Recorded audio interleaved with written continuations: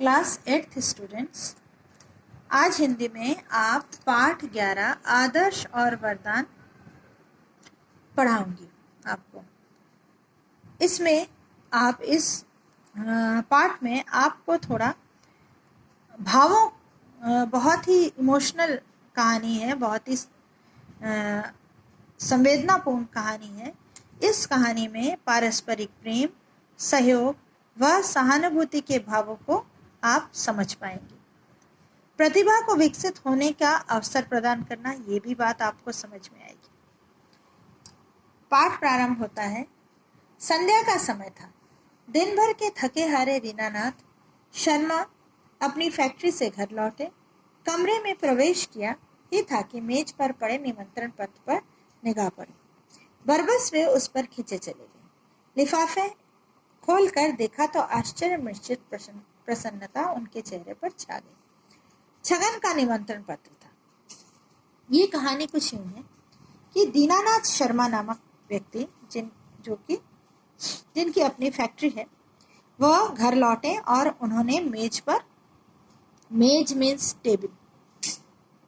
पर पड़े एक निमंत्रण पत्र देखा, जिसको भेजने वाले का नाम था डॉक्टर छगन चौधरी। ये नाम पढ़ते ही दीनानाथ जी अपने बचपन में वापस चले गए। उस समय वो छोटे थे और अपनी बहन के साथ पिताजी से जिद करने लगे। बारिश का मौसम था कि हमें थोड़ा सा घुमा के लाएं। पिताजी भी उनकी जिद के सामने घुटने टेक दिए उन्होंने और दोनों बच्चों को लेकर तालाब के किनारे चल दिए। दीनानाथ जी और उनकी बहन, दीनू नाम था उनका बचपन में, तो दीनू और रानी को लेकर पिताजी तालाब किनारे चल पड़े।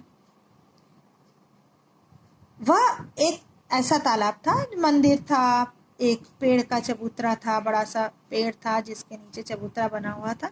वहां पिताजी उनके बैठ गए और भाई बहन दोनों बहते पानी में खेलने लगे। तभी अचानक दीनू का पांव फिसल गया और वह तालाब में गिर गए।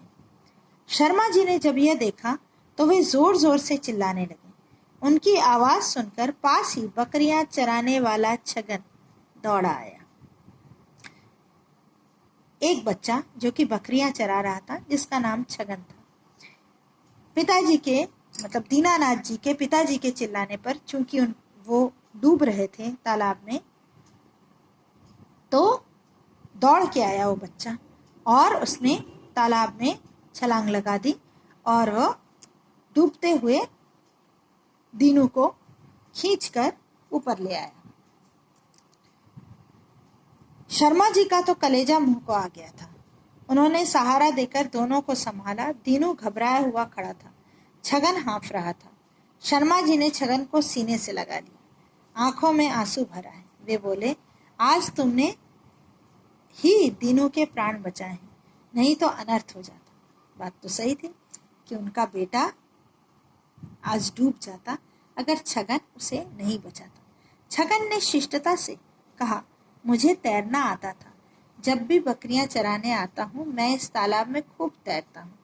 जैसे ही आपकी चीख सुनी, मैं स्वयं को रोक नहीं पाया। उसके सभ्य आचरण से शर्मा जी बहुत प्रभावित हुए। शर्मा जी कौन? दीनू के पिताजी। प्यार से सिर पर हाथ फेरते हुए उन्होंने पूछा, तुम पढ़ने भी जाते हो बेटा? वह बोला, जी मैं 8वीं कक्षा में पढ़ता था, फीस नहीं होने से पढ़ाई छोड़ दी, अब बकरियां चराता हूँ। तुम्हारा नाम क्या है और कहाँ रहते हो? शर्मा जी ने पूछा। मेरा नाम छगन है और मैं पास गांव के बाहर मेरा घर है, संकोच से उसने कहा। अच्छा बेटा, तुम्हारा एहसान मैं कभी नहीं भूलूंगा, भगवान तुम्हारी मदद करे। कहते हुए शर्मा जी ने दीनू को संभाला। दीनू अनहोनी से अब तक भयभीत था। उनका बेटा डूब रहा था और बकरियां चराने वाले उस बच्चे ने उनके बेटे को बचाया, शर्मा जी के बेटे। शर्मा जी ने उसका नाम पता पूछा और एक दिन वह उसके घर पहुंच गए। घर की हालत देखकर ही शर्मा जी को समझ में आ गया कि पैसे की तंगी है और उसने कहा भी था कि वो फीस नहीं दे पाया, इसलिए उसने 8वीं के बाद पढ़ाई छोड़ दी। शर्मा जी ने छगन को बुलाया और उनके माता पिता से बात करके उसका एडमिशन दीनू के स्कूल में ही करा दिया और दोनों ही एक ही क्लास में पढ़ने लगे। शर्मा जी सरकारी दफ्तर में अफसर थे। घर में सभी सुविधाएं थी। दीनू की सेवा में नौकर चाकर लगे ही रहते थे। कहाँ दीनू और कहाँ गरीब किसान का बेटा छगन। और छगन और दीनू की मित्रता गहरी हो गई और वह मित्रता ठीक वैसी ही मित्रता थी जैसे कृष्ण और सुदामा की। दीनू एक अच्छे परिवार का, समृद्ध परिवार का बच्चा था और छगन एक गरीब किसान का बेटा। लेकिन धन की जो वो दोनों के बीच में कभी नहीं आई। मित्रता ऊंच नीच नहीं देखती।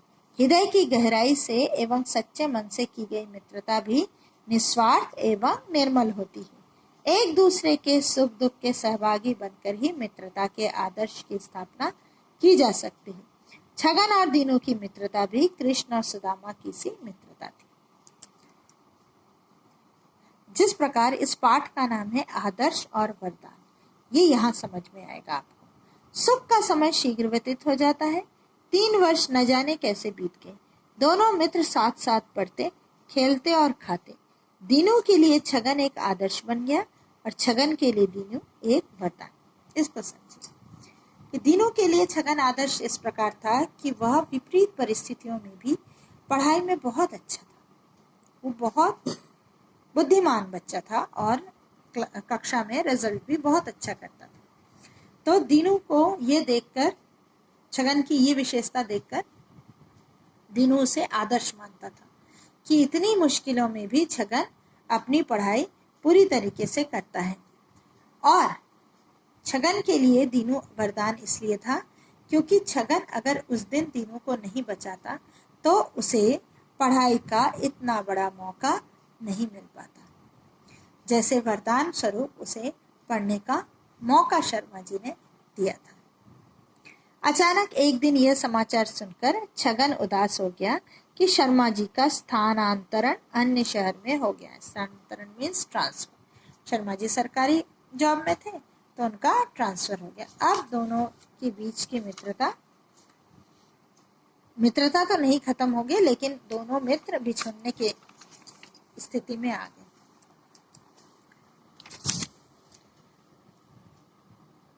अतीत के बारे में सोचते सोचते दीनानाथ की आंखों के कोर कब गीले हुए उन्हें पता ही नहीं चला। जब लुढ़क कर आंसू गालों पर आए तो दीनानाथ चौंक गए। ये दीनानाथ जी वो जो निमंत्रण पत्र है उसको पढ़कर वो सोच रहे हैं अपना बचपन। जेब से रुमाल निकाला, चश्मा उतार कर पूछा, इतने में रामू चाय ले आया। दीनानाथ अपने चेहरे पर उभरते अतीत के चित्र को रोकने का प्रयास करने लगे। चाय का प्याला उठाकर चुस्कियां लेने लगे, लेकिन मस्तिष्क में फिर मधुर स्मृतियां कौंध गई। कितने खुश थे पिताजी जब अखबार में छगन का परीक्षा परिणाम देखा। वह बोर्ड परीक्षा की योग्यता सूची में शीर्ष स्थान पर था। दूसरे शहर में स्थानांतरण होने के बावजूद भी उनके पिताजी बहुत प्रसन्न हुए। दीनानाथ जी के शर्मा जी पिताजी जो थे शर्मा जी, वो बहुत प्रसन्न हुए जब उन्होंने छगन का 10th बोर्ड का परिणाम देखा कि वह पूरे राज्य में फर्स्ट आया है। उनके मुंह से यही वाक्य निकला। पिताजी ने क्या क्या देखो, अब छगन के सपने अवश्य पूरे होंगे, उसे छात्रवृत्ति मिलेगी, वह अपनी पढ़ाई पूरी कर सकेगा। शायद पिताजी का आशीर्वाद ही था कि छगन डॉक्टर बन गया। आज छगन इतना समर्थ बन गया कि उसने रतनगढ़ में नर्सिंग होम खोल लिया है। कितना लंबा समय गुजर गया छगन से बिछड़े। आज अचानक उभरी तस्वीर बार बार मन को उद्वेलित कर रही थी। दीनानाथ को विचारों में खोया देख उनकी पत्नी मधुमती बोली, क्या बात है, आज आप किस सोच में पड़े हैं? नहीं, ऐसी कोई बात नहीं है, कल हम रतनगढ़ जाना है हमें। मेरे मित्र डॉक्टर छगन के क्लिनिक का उद्घाटन है। मुस्कुराकर दीनानाथ बोले, देखो यह निमंत्रण पत्र। मधुमती ने लिफाफे से निमंत्रण पत्र निकाला। साथ में कागज की चिट लगी थी। उस पर लिखा था, बाबूजी को जरूर लाना। उद्घाटन उनके हाथों से होगा। मधुमती ने पढ़कर चिट दीनानाथ को दी। उसे पढ़ते ही दीनानाथ सुबक पड़े। काश आज पिताजी जिंदा होते। छगन को पता नहीं था कि शर्मा जी का देहांत हो गया है। दीनानाथ की कार सरपट दौड़े जा रही थी। मन में तीव्र गति से मिलने की आतुरता में उड़ा जा रहा था। मन भी। नियत समय पर वे रतनगढ़ पहुंचे। नर्सिंग होम के पास पंडाल लगा था। अतिथियों के आगमन प्रारंभ हो चुका था। चारों तरफ हंसी खुशी का वातावरण दृष्टिगोचर हो रहा था। दीनानाथ एक क्षण तो ठिठके, लेकिन उन्हें छगन को पहचानते देर नहीं लगी। छगन 20 साल में इतना बदला हुआ दिखाई देगा, उन्हें विश्वास नहीं हुआ। सुंदर हिष्ट पुष्ट शरीर, सूट पहने, चमकीली फ्रेम का चश्मा लगाए छगन उनके सामने था। छगन कुछ बोले उससे पहले दीनानाथ ने उसे गले लगा लिया। दोनों मित्र इस भांति मिले जैसे राम और भरत का मिलन हो गया। क्षण भर तो ऐसा लगा जैसे समय ठहर गया। मधुमती स्तब्ध सी खड़ी, गदगद स्वर में। छगन ने पूछा, बाबूजी नहीं आए? दीनानाथ के होंठ फड़क कर रह गए। आंखों में आंसू भर आए गले से बोले, बाबूजी हमें छोड़कर चले गए हैं। छगन अपनी रुलाई नहीं रोक सका।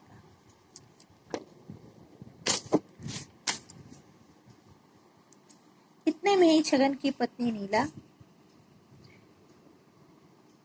ने आकर आगंतुकों का स्वागत किया और कहा, भाई साहब अब चलो भी, सब आपका इंतजार कर रहे हैं। छगन के अनुरोध पर दीनानाथ ने उद्घाटन किया। हंसी खुशी का माहौल, समारोह संपन्न हुआ। मेहमानों के जाने के बाद दीनानाथ ने भी विदा लेनी चाहिए, पर छगन कब मानने वाला था। आज वर्षों बाद वे क्षण लौटे थे।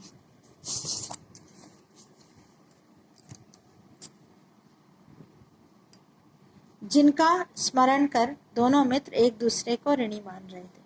दोनों ने जी भर कर बातें की, अपने सुख दुख सुनाए।